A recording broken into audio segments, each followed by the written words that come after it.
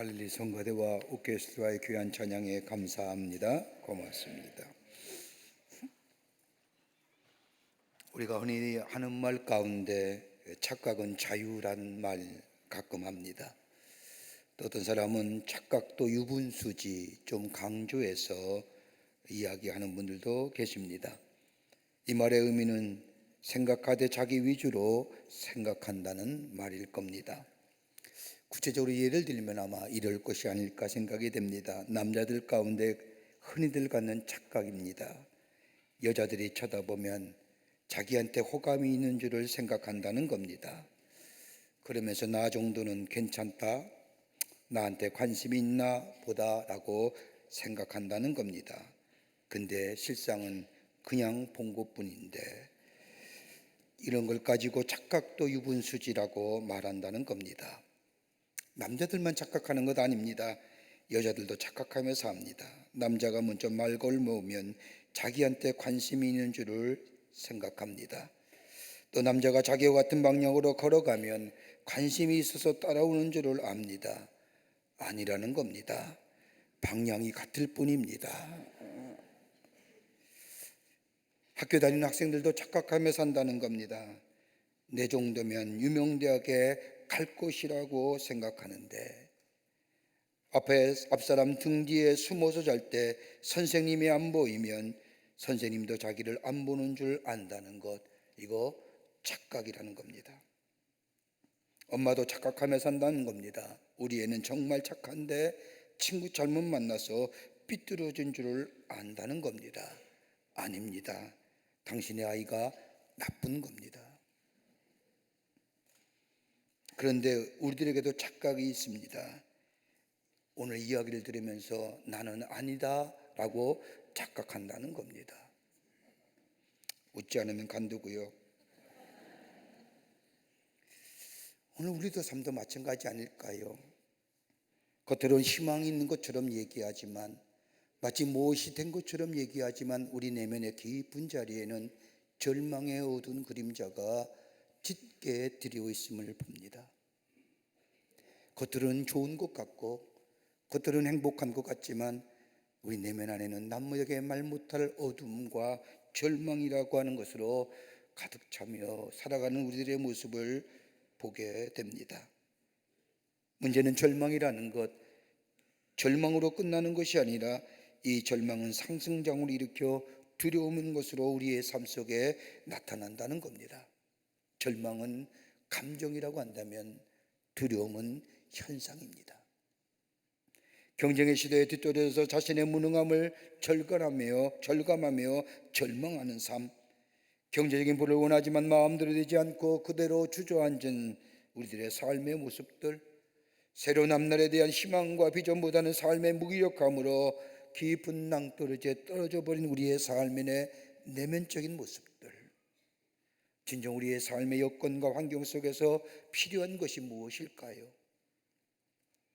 우리에게 절실하게 필요한 것이 있다고 한다면 단순한 마술과 같은 기적이 아니라 새로운 치유와 회복의 역사가 우리 가운데 일어나야 하는데, 단순한 기적이 아니라 생명의 기적이 우리에게 필요하는데, 이것은 경제적인 것이나 정치적인 것이나 그 밖에 환경과 여건이 우리들에게 새로운 생명의 소생을 주는 것이 아니라 예수의 음성을 듣게 될 때에, 주의 음성을 듣게 될 때에 우리 안에 새로운 회복과 기적과 치유의 역사를 경험하게 됩니다.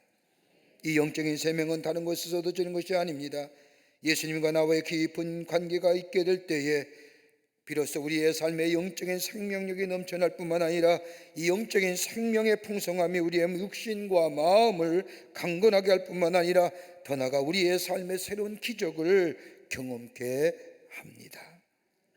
이 영적 생명은 다른 것이 아니라 예수 그리스도를 믿는 믿음 안에서 우리 가운데 얻어지게 됩니다. 오늘 본문의 말씀은 성경에 나타난 예수님의 기적과 치유의 사건 가운데 하나입니다. 예수님은 복음서의 말씀을 보면 공생이간에 많은 기적과 이적을 베푸셨는데 오늘 이 본문에 나타난 이적과 기적의 말씀은 그냥 단순히 치유의 사건, 누구의 병을 고쳐주셨다라고 하는 사건을 말하기에는 너무나 깊은 영적인 의미가 담겨져 있습니다.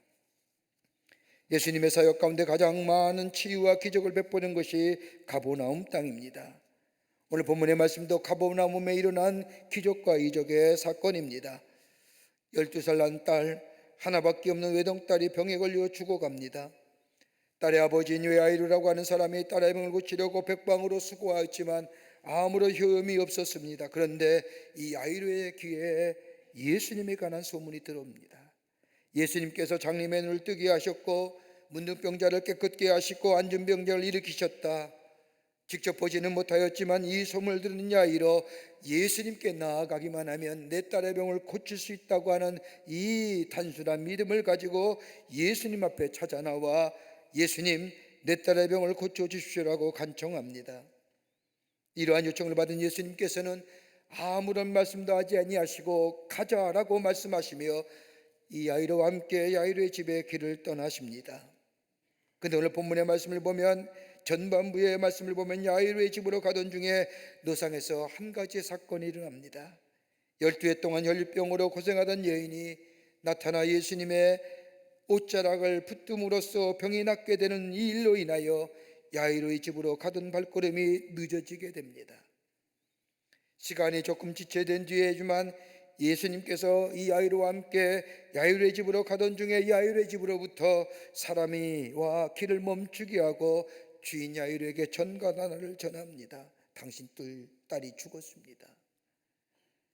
그러니 예수님께서 집에 오실 필요가 없습니다라고 하는 전갈입니다. 길을 가던 중이었습니다. 예수님께서 자기 집에 도착하기도 전에 딸이 죽어버린 겁니다. 이젠 어찌해야 할지 모릅니다. 가자니 끝입니다. 이미 자신의 외동딸은 죽고 말았습니다. 인간적인 마음으로 생각한다면 조금만 일찍 갔었더라면 내 딸이 죽지 않았을 터인데 중간에 웬 여자가 끼어들어 예수님의 발걸음을 지체케 하였으니 그 여자에 대한 원망과 증오, 유감이 있을 터인데 한마디로 가자니 그렇고 안 가자니 그렇고 참으로 답답하게 그지없을 그때에 예수님께서 야이로의 심정을 아시고 두려워 말고 믿기만 하라라고 말씀하시며 발걸음을 재촉하시어 회당장 야이로 집에 도착하여 어린 소년을 보고 말씀하시면서 잔다. 그리고 그 어린 소녀의 손을 잡고 달리타구음하고 일으켜 세우니 소녀야 내가 내게 말하노니 일어나라라고 명하여 그녀의 그 12살 난 소녀의 손을 잡고 일으키니 그녀가 새롭게 태어나고 일어났다는 것이 오늘 본문의 말씀의 내용입니다. 우리의 삶 참으로 캄캄하고 어둡습니다. 도무지 미래에 소망이 없는 것처럼 보입니다. 그러나 우리에게 정작 필요한 것이 있다고 한다면 절망과 어둠으로 신음하는 우리의 자리가 아니라 새로운 회복과 치유와 기적의 역사가 우리 안에 있어 새로운 생명의 솟게 됨의 역사가 우리 안에 있어야 진정 사는 삶인데 어떻게 살 수 있을까요? 어떻게 우리 안에 회복과 치유의 역사를 경험할 수 있을까요? 오늘 본문의 말씀은 오늘 이 시대를 살고 우리에게 귀한 영적 교훈과 더불어 도전의 말씀을 해주시고 계십니다. 함께 말씀을 나누며 은혜 받기를 원합니다. 첫째는 살아있는 믿음 안에 기적을 경험하게 됩니다. 죽은 믿음이 아니라 살아있는 믿음이 있어야 기적을 경험하게 된다는 겁니다. 적은 믿음이라 할지라도 살아 움직여야 한다는 겁니다. 오늘 본문 8장 50절의 말씀을 보면 딸이 죽었다고 하인으로부터 전갈을 받은 야이로에게 예수님이 이렇게 말씀합니다. 두려워 말고 믿기만 하여라. 그리하면 구원을 얻으리라. 여러분 한번 생각해 보십시오. 왜 예수님이 말씀을 하셨을까요? 이제 예수님과 함께 자신의 집에 가면 자신의 딸이 죽지 않고 생명을 얻을 것이라고 하는 이 소망 가운데 예수님과 함께 자신의 집으로 내려가는 그때에 저 길에서 병에 걸린 여인만 안 맞떠났다면 내 딸은 죽지 않았을 터인데 이 야이로의 마음에는 예수님에 대한 섭섭한 마음 또는 미안한 마음 그리고 12해 동안 혈류병을 걸린 여인에 대한 유감스러운 마음이 그녀에게 있을 겁니다. 이 야이로에게 예수님이 말씀하시는 겁니다. 두려워 말고 믿기만 하라. 그러면 구원을 보리라. 여러분, 이게 맞는 어구일까요? 가만히 문구를 생각하지 마십시오. 생각해 보십시오. 지금 야이로의 마음속에 어떤 마음이에요? 의구심이에요. 의심의 마음이에요. 의심과 더불어서 의심이 증폭되면 두려운 마음이 이 야이로의 마음이 있는데, 예수님이 정작 야이로의 마음을 꿰뚫어 보시고 얘기하신다면, 야, 의심하지 말고 믿어라. 그러면 구원을 보리라. 이렇게 얘기해야 될 터인데, 오늘 여기 말씀에 보면 두려워하지 말고 믿어라. 그러면 구원을 보리라라고. 여러분, 의심과 두려움은 동시에 오는 겁니다. 의심이 있으면 두려움이 따라오는 겁니다. 두려움이 있으면 의심이 동반되어 옵니다. 그러기 우리 안에 두려움이 있다는 것은 내 안에 원초적인 것으로 우리 안에 의심이 내 안에 있다는 겁니다. 많은 사람에게 진한 감동이 글이 실려 있는 저 가이드 포스트에 보면 한 간증의 이야기가 나오는데, 그 간증의 이야기에 은혜 받았습니다. 그 제목이 뭐냐 하면 두려움을 넘어선 승리란 제목입니다. 그 내용을 가만히 읽어보면 65세의 알렉산더 폴머라고 하는 사람이 있는데, 그는 한 번도 아파본 사람이 없는 건강한 사람입니다. 그는 정기적으로 1년에 한 번씩 건강진단을 받고, 그리고 건강을 체크했는데, 어느 날 건강진단을 받고 결과를 기다리는데 의사로부터 의외의 소식을 듣습니다. 전립선암에 걸렸다는 겁니다. 정밀검사가 필요하다는 겁니다. 이 폴머는 깜짝 놀랐습니다. 가슴이 철렁 내려앉았습니다. 그도 그럴 것이 그의 아버지가 바로 자기와 같은 나이에 전립선암을 선고받고 2달 만에 죽어버렸습니다. 가족 가운데 많은 사람들이, 세상을 떠나신 많은 분들이 대부분 다 전립선암으로 돌아가셨다는 겁니다. 이 말을 들으니 폴머, 이제는 내 차례구나 하는 생각이 머리에서 떠나질 않습니다. 그리고 깊은 두려움과 더불어 두려움의 마음이 그의 마음을 아프게 합니다. 그러면서 그가 고백하기를, 나를 괴롭게 하는 것은 암이라는 병이 아니라 죽음에 대한 두려움이었다라고 말합니다. 이렇게 되다 보니 출교하는 운동도 안 합니다. 사업도 정리해버렸습니다. 주일마다 교회에 나와서 예배드리며 경건한 믿음을 생활한 것도 다 중단해버렸습니다. 하루는 동생이 찾아와 위로하며 묻습니다. 형님은 나보다 믿음이 훨씬 좋은 줄 알았는데 어찌하여 이 어려운 때에 교회에 나가질 않습니까? 라고 묻자, 이 형은 그건 병에 걸리기 전의 이야기지라고 하며 말끝을 드립니다. 그리고 교회에 나가지 않습니다. 경건의 생활, 기도의 생활도 하지 않습니다. 두려움이 지나친 나머지 마음의 질병인 우울증까지 생기게 됩니다. 이러한 폴머를 향하여 의사 선생님이 만사를 긍정적으로 생각하고 긍정적인 태도를 가져야 합니다. 그래야 병을 이길 수 있습니다. 고칠 수 있습니다 라고 말하지만, 이런 의사 선생님이 이야기를 들으려고 하지 않습니다. 주변의 친구들이 와서 이야기합니다. 야, 어차피 인간이라 한 번은 죽는 것 아니냐, 그러니 힘을 내봐라 라고 말합니다. 그러나 친구들의 충고와 위로 또한 자신의 마음에 받아들이기가 쉽지 않습니다. 그러던 어느 날 갑자기 이 폴머의 마음속에 하나님 앞에 엎드려 기도해야게 보고 싶다는 마음이 생겨 하나님 앞에 새로운 마음을 가지고 기도하기 시작을 합니다. 하나님, 사람이 났다가 한 번 가는 것은 당신의 말씀처럼 당연한 일인 줄 압니다. 그러나 지금 내 마음이 몹시 두렵습니다. 이 두려움이 없이 하여 주십시오. 나의 이 무서운 두려움 자체를 하나님께서 가져가 주십시오. 병이 문제가 아닙니다. 이 두려움 때문에 더 살지 못하겠습니다. 그러니 하나님, 제 마음속에서 두려움을 제하여 주시옵소서라고 간절하게 기도합니다. 하나님 앞에 엎드려 오랫동안 간절히 기도한 후에 보니 왠지 모르게 폴머의 마음에 두려움이 사라지고 평안함이 더불어 생길 뿐만 아니라 죽음 다음에 주님을 만날 생각을 하니 마음이 환하게 열리면서 마음에 가졌던 두려움의 그림자가 깨끗이 사라지더라는 겁니다. 이젠 두렵지 않습니다. 더 나아가 죽음이 무섭지 않습니다. 그런 마음이 갖게 되니 폴머, 이전과 똑같이 식사도 맛있게 하며 운동도 전과 같이 열심히 하며 그러는 사이에 그의 몸무게가 이전의 체중과 같이 되었습니다. 그리고 병원에 다시 진찰할 날 찾아가서 의사와 진찰해 보니 의사가 말합니다. 폴머 씨, 이건 기적입니다. 왜요? 다 나았습니다.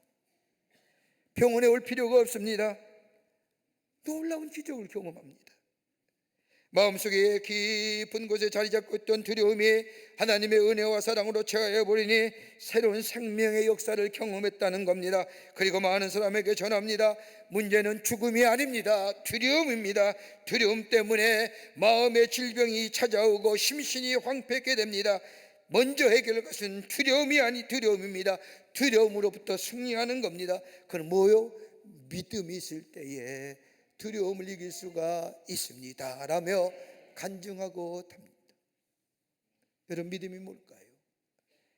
믿음이 문자적으로 또 성서적으로 해석하는 것이 아니라 우리의 마음속에 담겨져 있는 믿음이 뭘까요? 두려움은 다른 것이 아니라 하나님께 대한 반응이 믿음입니다.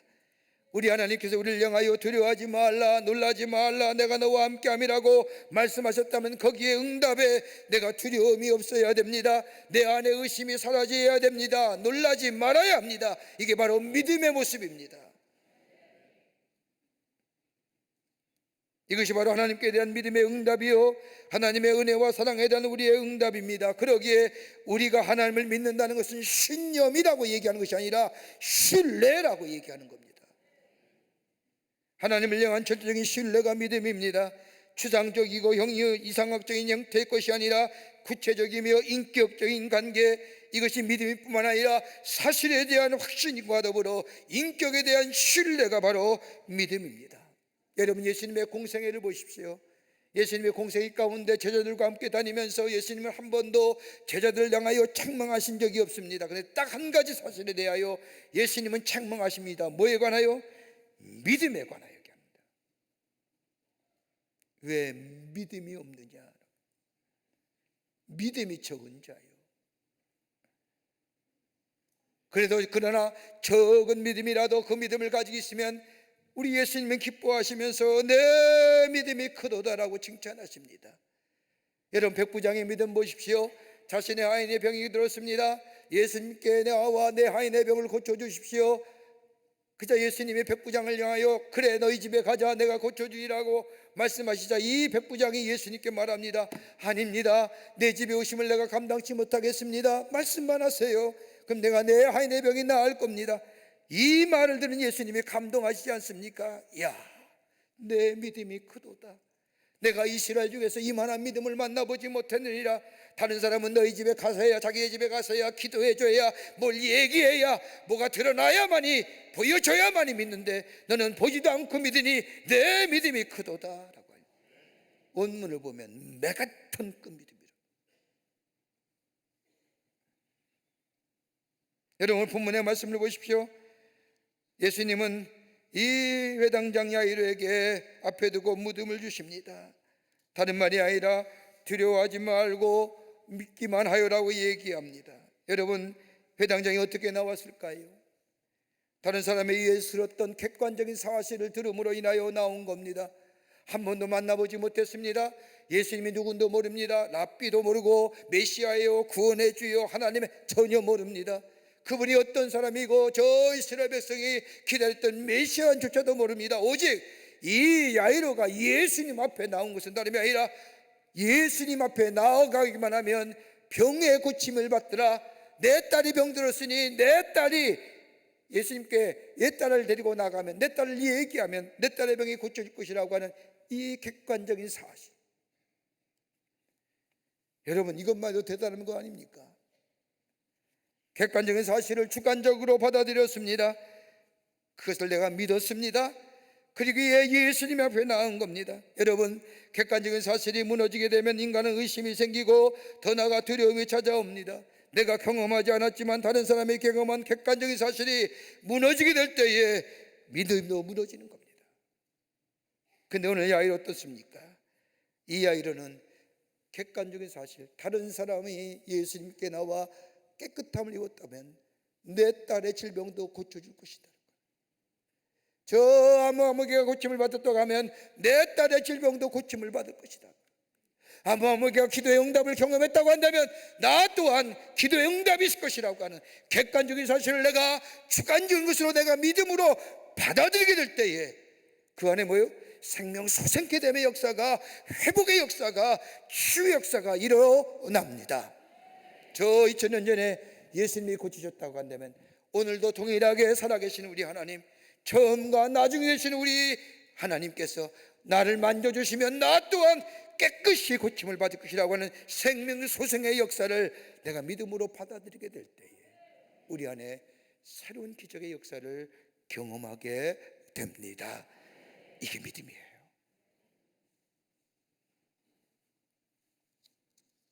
두 번째는 생명의 주인은 예수님이십니다.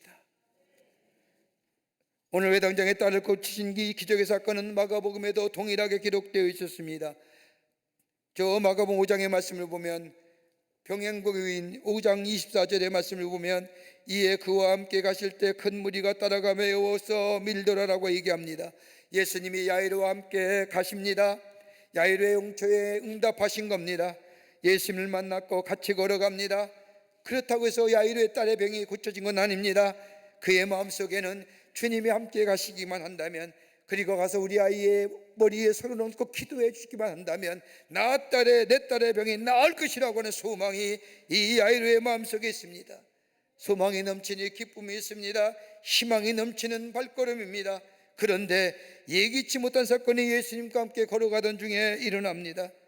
12회를 혈류가 마르지 않는 병에 걸린 여인이 예수님의 옷자락을 만지는 사건이 일어나는 겁니다. 예수님께서 당신의 능력이 나가신 줄 아시고 뒤를 돌아보시며 누가 내 옷에 손을 대었느냐 물으시며 찾게 될 때 여인이 예수님 앞에 나와 자신의 한 힘을 고백하자 여인의 질병을 고쳐줍니다.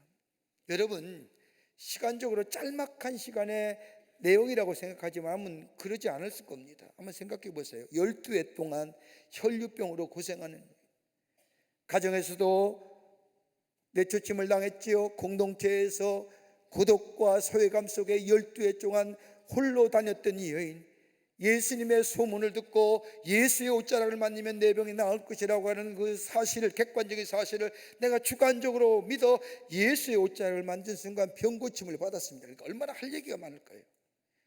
12회 동안 못한 말을 다 예수님께 쏟아냈을 겁니다. 내가 왜 병원인지 아세요? 내가 왜 이런지 아세요? 근데 그 예수님은 그대로 허용하세요. 지금은 이 12의 혈류병 여인의 병고침의 문제가 아니라 누구요? 야이로의 딸의 병고침의 문제입니다. 그런데 예수님은 그 일을 허용하십니다. 야이로의 회당장의 딸의 병은 잊어버린 것 같습니다. 여러분, 이 유사한 사건이 성경에 몇 건 나오지요. 예수님의 친구인 나사로가 죽었습니다. 나사로의 집에서 예수님이 나사로가 죽었다는 전가를 보냈습니다. 여러분, 나사로가 어떤 사람이에요?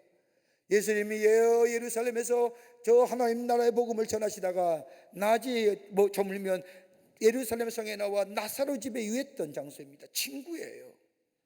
친구인데 친구가 죽었다면 즉시 걸음을 옮겨서 나사로의 집에 가야 될 터인데 예수님은 이틀 뒤에 나가십니다. 왜요? 왜 그랬을까요?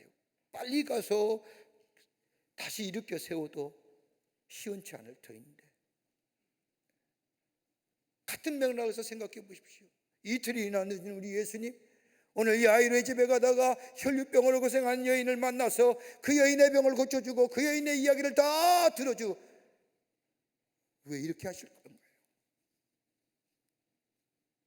이런 이유가 어디 있을까요? 여러분, 우리가 열심히 기도하지 않습니까? 우리가 기도하면 응답이 된다는 사실을 우리가 믿습니다. 누구든지 내 이름을 가지고 구하는 자마다 내가 그대로 응답하겠다고 우리 주님이 약속하셨습니다. 열심히 기도합니다. 하나님의 말씀대로 이루어질 줄 믿고 기도합니다. 그런데 기도하지만 응답이 없는 겁니다. 왜요? 왜 더디 이루어지는 이유가 있을까요? 저 야이로의 회당장이나 나사로의 죽음 앞에 오늘 기도의 다름이 아니라 우리 한번 생각해 볼 거예요. 내가 진정 내가 원하는 것이 어떤 것인지, 내가 예수 앞에 나온 동기가 어떤 것인지, 단순히 내 딸의 질병을 고치기 위해서 나왔느냐, 내가 내 삶의 문제에 위급하고 당면한 이 문제 이것만 해결하기 위해서 내가 하나님 앞에 엎드려 기도하는 건 아니냐. 우리의 생명의 주인 되시며 우리 모든 것에 주인 되시는 우리 예수님이, 그 예수님이 나의 주인임을 고백하는 믿음보다는 내 앞에 있는 문제 해결을 위해서 주님을 따라 나서거나 기도하는 것은 아닌지.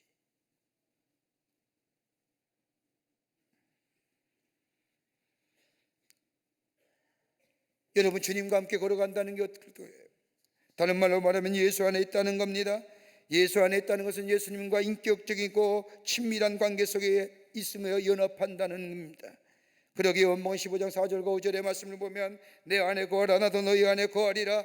가지가 포도나무에 붙어 있지 아니하면 절로 과실을 맺을 수 없음 같이 너희도 내 안에 있지 아니하면 그러하리라. 나는 포도나무여 너희는 가지니 저가 내 안에 내가 저 안에 있으면 이 사람은 과실을 많이 맺나니 나를 떠나서는 너희가 아무것도 할 수 없음이라 말씀처럼 내가 정말 주님 안에 있느냐, 내 기도의 문제 때문에 나온 건 아니냐, 내 딸의 병 고침을 위해서 나온 건 아니냐는 거예요. 그보다 더 네가 정녕 내 안에, 내가 너 안에 있느냐. 여러분, 야이로는 어떤 직업입니까? 회당장입니다. 회당장이라면 당시의 종교적인 지도자입니다. 사회적인 위치가 있는 사람입니다. 그뿐 아니라 문제를 가지고 오는 사람들을 마지막으로 판결하는 재판관의 비슷한 역할까지 겸하고 있는 사람입니다. 사회적인 위치, 사회적인 존경, 사회적인 명예가 가지고 있던 이 회당장, 정녕 나를 위해서 그거 내려놓을 수 있느냐, 자기 부정할 수 있느냐. 여러분, 철학자 라멜이라고 하는 사람이 의하면 인간의 삶에는 세 가지 유혹이 있는데 이 유혹들을 이기지 못하면 인간의 삶은 참 비참해진답니다. 하나는 뭐냐면 육체적 욕망의 유혹입니다. 이거 이길 수 있어야 됩니다. 강렬한 육체의 욕망을 이기지 못하면 아차하는 순간에 일생을 마친 사람이 우리 주변에 얼마나 많습니까? 또 하나 있다고 한다면 교만함입니다. 스스로 높이고자 하는 마음. 여러분은 교만한 거리도 없거니와 교만한 사람, 가만히 보면 친구도 없고 주변에 사람이 없습니다. 여러분, 가만히 보십시오. 교만한 사람들을 보면 우리가 흔히 이렇게 표현할 수 있어요. 표현이 좀 과하고 용서하십시오. 쥐뿔도 없는 것이 말이에요. 쥐뿔이 뭐예요? 쥐가 뿔이 있어요? 없잖아요. 아무것도 없는 사람이. 또 하나 있다고 한다면 불순한 이기심의 유혹입니다. 자기밖에 모르는 겁니다. 남이 살든지 죽든지 상관하지 않는 겁니다. 여러분, 이거 이길 수 있어야 됩니다. 여러분, 예수를 믿는다는 게 어떤 걸까요? 어떤 신학자는 예수 믿는 것에 대하여 정의하기를 예수 믿는다는 것은 십자가의 고난에 동참하는 것을 말한다. 십자가의 의미가 뭐냐? 찢어짐의 고통이요, 선과 악의 갈라짐이요, 미움과 사람의 찢어짐이요, 영과 육체의 찢어짐이요. 자기 부정입니다. 야이로는 체면이 없는 겁니다. 예수님이 가던 길을 잠시 멈추어 혈류병을 앓은 여인에게 그 여인을 고쳐준 이 사건은 그냥 병고침의 사건이 아니라 야이로에게는 뭐요? 정말 네가 소원이 뭐냐? 너와 나의 관계는 어떤 관계냐? 너는 네가 병 낫기를 원해서 나 찾아왔냐? 아니면 정말로 내가 너의 구원의 주임을 네가 믿고 고백하느냐? 이것이 주님의 무릎이라는 겁니다. 우리의 삶 속에 기도의 덫이 있습니까? 응답의 더디함이 있습니까? 정말 내 믿음이 진정 주님이 나의 주님 되심을 고백하며 드리는 기도인지.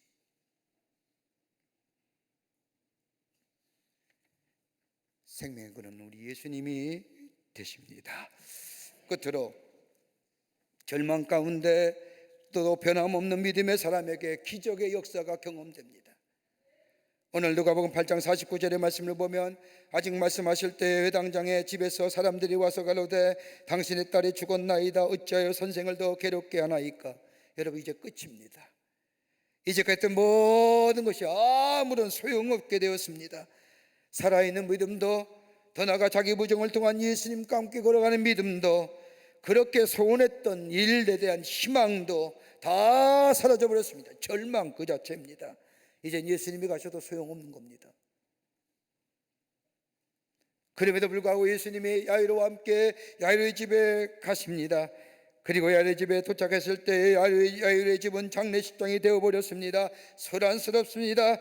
집안에는 통곡과 애곡의 소리가 들려옵니다.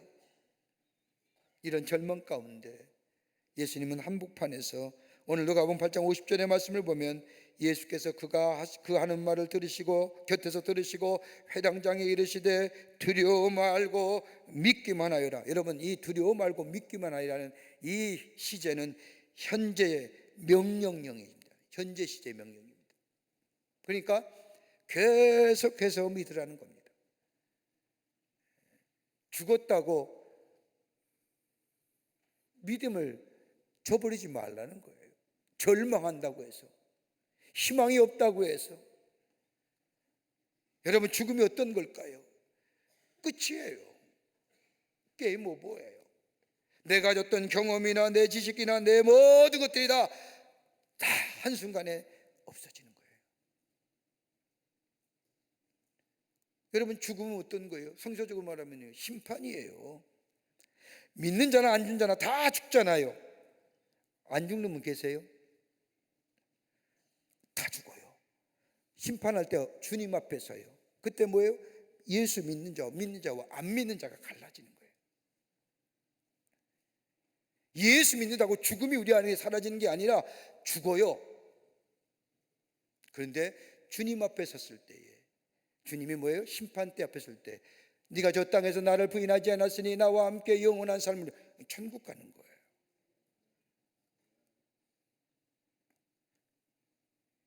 그래, 죽으면 절망이에요. 인간의 관점으로 보면 끝이에요. 지식의 한계예요. 경험의 한계예요. 딸이 죽었어요. 인간의 능력은 여기까지예요. 그런데 우리 주님은 오늘 여기 말씀에 두려워하지 말고 계속해서 믿으라 얘기하며 뭐라고 얘기하십니까? 잔다라고 얘기합니다. 잔다는 게 뭘까요? 다시 일어날 것이다 라고 하는 거예요. 변함없는 믿음입니다. 여러분, 생명은 하나님께 있습니다. 필요하시다면 언제든지 다시 일으키십니다. 그러면서 오늘 마가복음 9장의 말씀한 것처럼 달리다금 다시금 일어나라라고 얘기합니다. 여러분, 이 말씀은 저 절망과 저 어둠 가운데 있는 우리들에게 하시는 말씀은 아닐까요? 믿음이 있다면 다시 일어나거라. 죽은 것이 아니라 잔다, 일어날 수 있다는 겁니다. 누가요? 예수 안에서 가능케 하시다는 겁니다. 아무리 절망과 저질이 우리 인간의 능력 향해가 우리를 둘러싸고 있다 할지라도 무기력함과 캄캄함과 보이지 않을 때, 포기하고 조장시킬 때 우리 주님은 우리에게서 말씀하십니다. 내가 믿음이 있느냐? 네가 나의 구원의 주임을 믿고 있느냐? 그러면 다시 일어서라라고 얘기하십니다. 이게 살아있는 믿음입니다. 이 믿음 속에 다시 한번 치유와 회복의 역사와 더불어 생명이 솟게 되는 역사가 있어지게 됩니다. 이 믿음 안에서 승리하면서 하시는 새로운 회복의 역사와 솟게 되는 생명의 역사를 경험하시는 여러분과 저와 되시기를 주의 이름으로 축원합니다.